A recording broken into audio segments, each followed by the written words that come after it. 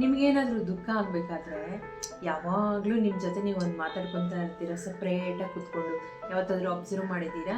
ಅದೇ ಥರ ನಿಮ್ಗೇನಾದರೂ ತುಂಬ ಸಂತೋಷ ಆಗಿದ್ದಾಗೂ ಸಹ ನೀವು ನಿಮ್ಮ ಜೊತೆ ಯಾವಾಗಲೂ ಒಂದು ಕಾನ್ವರ್ಸೇಷನ್ ಮಾಡ್ತಾ ಇರ್ತೀರ. ಅದೇನಂತ ಗೊತ್ತಾ ನಿಮಗೆ? ಅದೇ ನಮ್ಮ ಇನ್ನರ್ ಟಾಕ್, ಅಂದರೆ ಸೆಲ್ಫ್ ಟಾಕ್ ಅಂತ ಕರೀತಾರೆ. ಸೊ ಅದು ಯಾವ ಥರ ಇರುತ್ತೆ ಅದರ ಮೇಲೆ ನಮ್ಮ ಲೈಫ್ ಡಿಸೈಡ್ ಆಗುತ್ತೆ. ಓಕೆ, ಅದ್ರ ಬಗ್ಗೆ ಇನ್ನಷ್ಟು ವಿಷಯ ತಿಳ್ಕೊಳ್ಳೋಣ ಬನ್ನಿ. ಸೊ ಸೆಲ್ಫ್ ಟಾಕ್ ಅಂತಂದರೆ ಏನು ಅಂತಂದರೆ conversation with in your self ಅಂತ. ಅಂದರೆ ಅದು ಯಾವ ಥರ ಆದರೂ ಇರ್ಬೋದು, ವರ್ಡ್ಸ್ ಆಗಿರ್ಬೋದು, ನಿಮ್ಮ ಥಾಟ್ಸ್ ಆಗಿರ್ಬೋದು, ಅಥವಾ ನಿಮ್ಮ ಬಿಲೀಫ್ಸ್ ಇರ್ಬೋದು, ಏನಾದರೂ ಇರ್ಬೋದು. ನಿಮ್ಮ ಜೊತೆ ಒಂದು ಕಾನ್ವರ್ಸೇಷನ್ ಯಾವಾಗಲೂ ನಡೀತಾ ಇರುತ್ತಲ್ವ, ನಿಮ್ಮ ಒಳಗಡೆನೆ ನಿಮಗೆ ನೀವೇ ಮಾತಾಡ್ಕೊತಾ ಇರ್ತೀರಲ್ವ, ಅದೇ ಸೆಲ್ಫ್ ಟಾಕ್ ಅಂತಂದರೆ. ಬೇರೆ ಏನೂ ಅದು ದೊಡ್ಡ ವಿಷಯ ಅಲ್ಲ. ಎಕ್ಸಾಂಪಲ್ ಹೇಳಬೇಕು ಅಂತಂದರೆ, ಕೆಲವೊಂದು ವಿಚಾರಗಳಲ್ಲಿ ಅಯ್ಯೋ ನನ್ನ ಕೈಲಿ ಈ ಕೆಲಸ ಎಲ್ಲ ಆಗಲ್ಲಪ್ಪ ಅಂತ ಅನ್ಕೋತೀರಲ್ವಾ, ಅದು ನೆಗೆಟಿವ್ ಸೆಲ್ಫ್ ಟಾಕ್ ಅಂತಾರೆ. ಮತ್ತು ಬೇರೆ ಏನಾದರೂ ಅದಕ್ಕೆ ಬದಲಾಗಿ ನಾವು ಏನು ಹೇಳ್ಬೋದು ಅಂತಂದರೆ, ನಾನು ನನ್ನ ಬೆಸ್ಟನ್ನು ಕೊಡ್ತೀನಿ, ಅಂದರೆ ನಾನು ಬೆಸ್ಟಾಗಿ ನಾನು ಟ್ರೈ ಮಾಡ್ತೀನಿ, ನನ್ನ ಕೈಲಿ ಆದಷ್ಟು ನೋಡೋಣ ಏನಾಗುತ್ತೋ, ಅದಕ್ಕೆ ಮೇಲೆ ದೇವರು ಬಿಟ್ಟಿದ್ದು ಅಂತ ನಾವು ಅಂದ್ಕೊಂಡು ಏನಾದರೂ ಮುಂದುವರೆದ್ರೆ ಯಾವುದೇ ಕೆಲಸದಲ್ಲಿರ್ಬೋದು, ಅದೇ ಪಾಸಿಟಿವ್ ಸೆಲ್ಫ್ ಟಾಕ್. ಸೊ ಇದ್ರ ಬಗ್ಗೆ ಹಲವಾರು ವಿಧಾನಗಳಿದೆ. ಸೆಲ್ಫ್ ಟಾಕ್ ಅಂತಂದರೆ ಸುಮಾರು ಟೈಪ್ಸ್ ಇದೆ, 4-5 ಟೈಪ್ ಸೆಲ್ಫ್ ಟಾಕ್ ಇದೆ. ಅದ್ರ ಬಗ್ಗೆ ಎಲ್ಲ ಇನ್ ಡೀಟೇಲ್ ಆಗಿ ನೋಡೋಣ ಬನ್ನಿ. ಸೈಕಲಾಜಿಕಲಿ, ನ್ಯೂರೋಲಾಜಿಕಲಿ ನಮ್ಮ ಒಂದು ಸೆಲ್ಫ್ ಟಾಕ್ ಅನ್ನೋದು ಯಾವ ಥರ ವರ್ಕ್ ಆಗುತ್ತೆ ಅಂತ ನೋಡೋಣ ಬನ್ನಿ. ಇದರಲ್ಲಿ ಫಸ್ಟ್ ಒನ್ ಏನಂತಂದರೆ ಥಾಟ್ಸು, ಎಮೋಷನ್ಸು ಮತ್ತು ಆ್ಯಕ್ಷನ್ಸ್ ಅಂತ. ಇದು ಯಾವ ಥರ ನಾವು ಅನಲೈಸ್ ಮಾಡಿದ್ರೆ ಹೆಂಗೆ ವರ್ಕ್ ಆಗುತ್ತೆ ಗೊತ್ತಾ? ನೀವು ಫಸ್ಟ್ ಏನಾಗುತ್ತೆ, ನಮ್ಮ ಥಾಟ್ಸ್, ನಮ್ಮ ಸೆಲ್ಫ್ ಟಾಕ್ ಅನ್ನೋದು ಬಂದು ನಮ್ಮ ಒಂದು ಥಾಟ್ಸನ್ನ ಕ್ರಿಯೇಟ್ ಮಾಡುತ್ತೆ. ಸೊ ಆ ಥಾಟ್ಸೇ ನಮ್ಮ ಎಮೋಷನ್ಸ್ನ ಟ್ರಿಗರ್ ಮಾಡುತ್ತೆ. ಸೊ ಆ ಎಮೋಷನ್ಸ್ನೇ ನಮ್ಮ ಆ್ಯಕ್ಷನ್ಸ್ನ ಮತ್ತು ರಿಸಲ್ಟ್ಸ್ನ ಗೈಡ್ ಮಾಡುತ್ತೆ. ಸೊ ಎಕ್ಸಾಂಪಲ್ ಹೇಳೋದಾದರೆ, ನೀವೊಂದು ಎಕ್ಸಾಮ್ ಹಾಲಲ್ಲಿ ಇದ್ದೀರಾ ಅಂತ ಅಂದ್ಕೊಳ್ಳಿ. ಆ ಎಕ್ಸಾಮ್ ಹಾಲಲ್ಲಿ ಇರಬೇಕಾದ್ರೆ ನೀವೊಂದು ಕಾನ್ವರ್ಸೇಷನ್ ನಿಮ್ಮ ಒಳಗಡೆ ನಡೆಯುತ್ತೆ. ಅದೇನು ಅಂತಂದರೆ, ನಾನು ಸರಿಯಾಗಿ ಓದಿಲ್ಲ ಎಕ್ಸಾಮ್ಗೆ, ಸೊ ನಾನು ಎಕ್ಸಾಮ್ ಸರಿಯಾಗಿ ಮಾಡೋಕ್ಕಾಗಲ್ಲ ಅಂತ ಅನ್ಕೊಳ್ತೀನಿ ಅನ್ನೋ ಒಂದು ಕಾನ್ವರ್ಸೇಷನ್ ನಿಮ್ಮ ಒಳಗಡೆ ನಡೆಯುತ್ತೆ, ಅಂದರೆ ಸೆಲ್ಫ್ ಟಾಕ್ ನಡೆಯುತ್ತೆ. ಸೊ ಆ ಸೆಲ್ಫ್ ಟಾಕು ನಿಮ್ಮ ಥಾಟ್ಸನ್ನ ಕ್ರಿಯೇಟ್ ಮಾಡುತ್ತೆ. ಏನು ಥಾಟ್ಸು? ನನ್ನ ಕೈಲಿ ಎಕ್ಸಾಮ್ ಸರಿಯಾಗಿ ಬರೆಯೋಕ್ಕಾಗಲ್ಲ ಅನ್ನೋ ಒಂದು ಥಾಟ್ಸ್ನ ಕ್ರಿಯೇಟ್ ಮಾಡುತ್ತೆ. ಸೊ ಆ ಥಾಟ್ ಏನು ಮಾಡುತ್ತೆ, ನಮ್ಮ ಎಮೋಷನ್ಸ್ನ ಟ್ರಿಗರ್ ಮಾಡುತ್ತೆ, ಅಂದರೆ ನಿಮ್ಮ ಎಮೋಷನ್ಸ್ನ ಟ್ರಿಗರ್ ಮಾಡುತ್ತೆ. ಯಾವ ಥರ? ನಿಮ್ಮ ಫೋಕಸ್ ಅನ್ನೋದು ಡ್ರಾಪ್ ಆಗುತ್ತೆ. ಎಕ್ಸಾಮಲ್ಲಿ ನಿಮ್ಮ ಫೋಕಸ್ ಡ್ರಾಪ್ ಆಗುತ್ತೆ. ಸೊ ನಿಮ್ಮ ಫೋಕಸ್ ಎಕ್ಸಾಮಲ್ಲಿ ಡ್ರಾಪ್ ಆದರೆ ನೀವು ಎಕ್ಸಾಮ್ ಸರಿಯಾಗಿ ಮಾಡೋಕ್ಕಾಗಲ್ಲ. ಸೊ ಎಕ್ಸಾಮ್ ಕುಟ್ಕೊಂಡು ಹೋಗುತ್ತೆ. ಸೊ ನಿಮ್ಮ ರಿಸಲ್ಟ್ ಏನಾಗುತ್ತೆ? ದೊಡ್ಡ 0 ಆಗುತ್ತೆ. ಸೊ ಇದು ಅರ್ಥ ಆಯ್ತಲ್ವ ನಿಮಗೆ? ಮತ್ತು ಸೆಕೆಂಡ್ ಒನ್ ನೋಡೋಣ ಬನ್ನಿ. ಓಕೆ, ಸೆಕೆಂಡ್ ಒನ್ ಏನಂತಂದರೆ ರಿಪಿಟೇಷನ್ ಬಿಲ್ಡ್ಸ್ ಬಿಲೀವ್ಸ್ ಅಂತ. ಸೊ ಇದು ಯಾವ ಥರ ಅಂತಂದರೆ, ನಾವು ಯಾವಾಗ ನಮ್ಮ ಸೆಲ್ಫ್ ಟಾಕಲ್ಲಿ ರಿಪೀಟೆಡಾಗಿ ಏನಾದರೂ ಒಂದು ಅನ್ಕೊತಾನೆ ಇರ್ತೀವಿ, ಅದು ಡೆಫಿನೆಟ್ಲಿ ನಮಗೆ ಒಂದು ನಂಬಿಕೆಯಾಗಿ ಪರಿವರ್ತನೆ ಆಗುತ್ತೆ.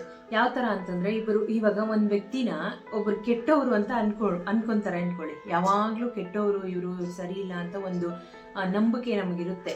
ಸೊ ಅದು ಯಾವ ಥರ ಕ್ರಿಯೇಟ್ ಆಯ್ತು ಅಂತ ನಿಮಗೆ ಗೊತ್ತಾ? ನೀವು ಯಾವಾಗಲೂ ರಿಪೀಟೆಡಾಗಿ ಅವ್ರು ಕೆಟ್ಟವರು ಕೆಟ್ಟವರು ಕೆಟ್ಟವರು ಅಂತ ಅನ್ಕೊತಾನೆ ಇದ್ದಾಗ ನಿಮ್ಮ ಮೈಂಡು ಬರೀ ಅವರೊಳಗಡೆ ಇರುವಂಥ ಒಂದು ಕೆಟ್ಟದನ್ನು ಮಾತ್ರ ತೋರಿಸುತ್ತೆ. ಸೊ ಆವಾಗ ಆಬ್ವಿಯಸ್ಲಿ ಅದೇ ನಿಮ್ಮ ಬಿಲೀಫ್ ಆಗುತ್ತೆ. ಸೊ ಇದು ಸೆಕೆಂಡ್ ಒನ್. ಥರ್ಡ್ ಒನ್ ಏನಂತಂದರೆ ಫಿಲ್ಟರ್ ಯುವರ್ ರಿಯಾಲಿಟಿ ಅಂತ. ನೀವು ಅದೇ ಯಾವ ಥರ ಅನ್ಕೋಬೋದು ಅಂತಂದರೆ, ನೀವು ಯಾವಾಗಲೂ ಅನ್ಲಕ್ಕಿ, ನನ್ನ ಕೈಲಿ ಆಗೋದಿಲ್ಲ ಅಂತ ಅನ್ಕೊತಾನೆ ಇದ್ರಿ ಅಂದ್ಕೊಳ್ಳಿ, ಅದನ್ನು ಪ್ರೂವ್ ಮಾಡೋದಕ್ಕೆ ಏನೇನು ಬೇಕೋ ಅದೆಲ್ಲ ನಿಮ್ಮ ಮೈಂಡ್ ನಿಮಗೆ ತೋರಿಸುತ್ತೆ. ಸೊ ಇದೇ ನಮ್ಮ ಮೈಂಡಲ್ಲಿ ಇರುವಂಥ ಒಂದು ಟ್ಯಾಕ್ಟಿಕ್ಸು. ಓಕೆ, ಸೈಂಟಿಫಿಕಲಿ ಅದಕ್ಕೆ ಕೆಲವೊಂದು ವರ್ಡ್ಸ್ ಇದೆ. ಸೊ ಅದೆಲ್ಲ ನಾನು ಹೇಳೋಕ್ಕೆ ಈಗ ಇಷ್ಟಪಡೋದಿಲ್ಲ. ಯಾಕೆ ಅಂತಂದರೆ ಅದು ಕೆಲವ್ರಿಗೆ ಅರ್ಥ ಆಗುತ್ತೆ, ಕೆಲವ್ರಿಗೆ ಅರ್ಥ ಆಗೋದಿಲ್ಲ. ಸೊ ಈಸಿಯಾಗಿ ಅರ್ಥ ಆಗಬೇಕು ಅಂತ ನಾನು ಹಿಂಗೆ ಹೇಳ್ತಾ ಇದ್ದೀನಿ. ಅಂದರೆ ನಾವು ಏನು ಸೆಲ್ಫ್ ಟಾಕ್ ಯಾವಾಗಲೂ ಮಾಡ್ತಾ ಇರ್ತೀವಿ, ಅದನ್ನು ಪ್ರೂವ್ ಮಾಡೋದಕ್ಕೋಸ್ಕರ ನಮ್ಮ ಬ್ರೈನು ಅದನ್ನು ನಮಗೆ ತೋರಿಸ್ತಾ ಹೋಗುತ್ತೆ. ಅಂದರೆ ಈಗ ಒಬ್ಬರು ಕೆಟ್ಟವರು ಅಂತ ನಾವು ಅಂದ್ಕೊಂಡ್ರೆ ಅವ್ರ ಕೆಟ್ಟತನ ಮಾತ್ರ ನಮಗೆ ತೋರಿಸುತ್ತೆ. ಇದು ನನ್ನ ಕೈಲಿ ಆಗಲ್ಲ ಅಂತ ಅಂದ್ಕೊಂಡ್ರೆ ಆಗದೇ ಇರೋದಕ್ಕೆ ಏನೇನು ಬೇಕೋ ಅದನ್ನು ಮಾತ್ರ ತೋರಿಸುತ್ತೆ. ಸೆಲ್ಫ್ ಟಾಕಲ್ಲಿ 4 ಥರ ಇದೆ, ಅದ್ರ ಬಗ್ಗೆ ನೋಡೋಣ. First one positive self talk. ಅಂದರೆ ನಾವು ಈಗ ಆಲ್ರೆಡಿ ಅದ್ರ ಬಗ್ಗೆ ಡಿಸ್ಕಸ್ ಮಾಡಿದ್ದೀವಲ್ವಾ. ಅಂದರೆ ಎನ್ಕರೇಜ್ಮೆಂಟಾಗಿ ಮಾತಾಡೋದು, ಮತ್ತು ಗೈಡ್ ಮಾಡೋದು, ತುಂಬ ಒಂದು ಹ್ಯಾಪಿಯಾಗಿರೋದು, ಅದೆಲ್ಲ ಬಂದು ಪಾಸಿಟಿವ್ ಸೆಲ್ಫ್ ಟಾಕ್ ಆಗುತ್ತೆ. ಇನ್ನೊಂದು ಬಂದು ನೆಗೆಟಿವ್ ಸೆಲ್ಫ್ ಟಾಕ್ ಅಂತಂದರೆ ಯಾವಾಗಲೂ ಫಿಯರ್ಫುಲ್ ಆಗಿರೋದು, ಮತ್ತು ಎಲ್ಲದಕ್ಕೂ ಡೌಟ್ ಕೊಡೋದು, ಮತ್ತು ನಮ್ಮ ಮೇಲೆ ನಾವೇ ಸೆಲ್ಫ್ ಡೌಟು, ಇದೆಲ್ಲ ಬಂದು ನೆಗೆಟಿವ್ ಸೆಲ್ಫ್ ಟಾಕ್. ಮತ್ತೊಂದು ನ್ಯೂಟ್ರಲ್ ಸೆಲ್ಫ್ ಟಾಕ್. ಅದು ಯಾವ ಥರ ಇರುತ್ತೆ? ಆಬ್ಜೆಕ್ಟಿವ್ ಆಗಿರುತ್ತೆ. ಅಂದರೆ ಇದು ನನ್ನ ಕೈಲಿ ಕಷ್ಟ, ಬಟ್ ಆದರೂ ಟ್ರೈ ಮಾಡಿ ನೋಡೋಣ ಅನ್ನೋದು. ಇನ್ನೊಂದು ಇನ್ಸ್ಟ್ರಕ್ಷನಲ್ ಸೆಲ್ಫ್ ಟಾಕ್ ಅಂತ. ಈಗ ಯಾರಾದರೂ ನಮ್ಗೆ ಏನಾದರೂ ಹೇಳ್ತಿದ್ದಾರೆ, ಅದನ್ನ ನಾವು ಫಾಲೋ ಆಗ್ತಿದ್ದೀವಿ ಅಂದರೆ ಅದು instructional self talk. For example, keep your I on the ball ಅಂತ.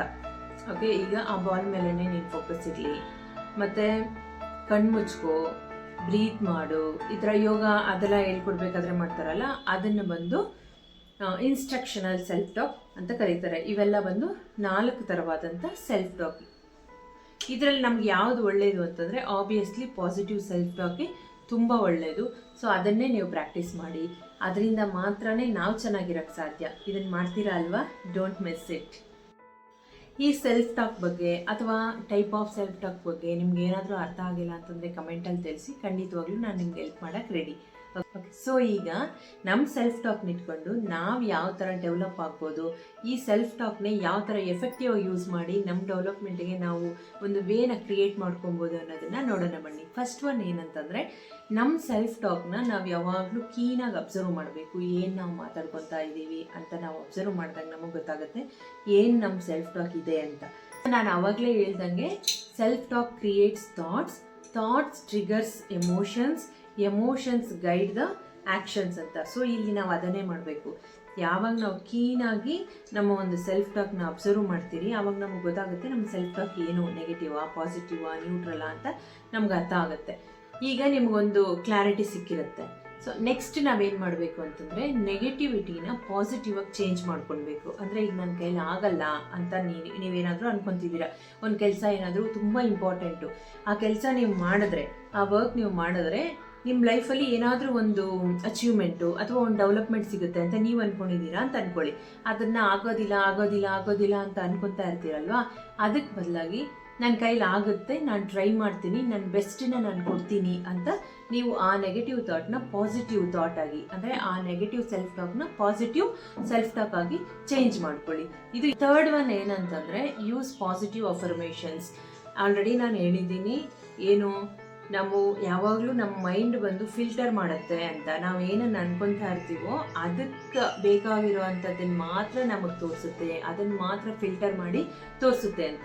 ಸೊ ನಾವು ಯಾವಾಗ ಪಾಸಿಟಿವ್ ಆಗಿ ಕಾನ್ಷಿಯಸ್ ಆಗಿ ನಾವೇನಾದರೂ ಒಂದು ಮಾತಾಡ್ತಾ ಇರ್ತೀವಿ, I am successful, I can achieve anything, I am earning lot, I am doing everything good, ಆ ಥರ ನಾವೇನಾದರೂ ಅನ್ಕೊತಾ ಇರ್ತೀವಿ. ಕನ್ನಡದಲ್ಲಿ ಹೇಳಬೇಕು ಅಂತಂದರೆ, ನಮ್ಮ ಕೈಲೆಲ್ಲ ಸಾಧ್ಯ, ನಾನು ಮಾಡ್ತೀನಿ, ನಾನು ಅಚೀವ್ ಮಾಡೋದಕ್ಕೋಸ್ಕರನೇ ಹುಟ್ಟಿರೋಳು, ಆ ಥರ ನಮಗೆ ನಾವೇ ಮಾತಾಡ್ಕೊತಾ ಇದ್ದಾಗ ಅದನ್ನು ಪ್ರೂವ್ ಮಾಡೋದಕ್ಕೋಸ್ಕರ ನಿಮ್ಮ ಬ್ರೈನು ಎಲ್ಲದನ್ನು ಪಕ್ಕಕ್ಕಿಟ್ಟು ಅದಕ್ಕೆ ತಕ್ಕಾಗಿರುವಂಥದ್ದನ್ನು ಮಾತ್ರ ನಿಮ್ಮ ಕಣ್ಣಿಗೆ ತೋರಿಸುತ್ತೆ.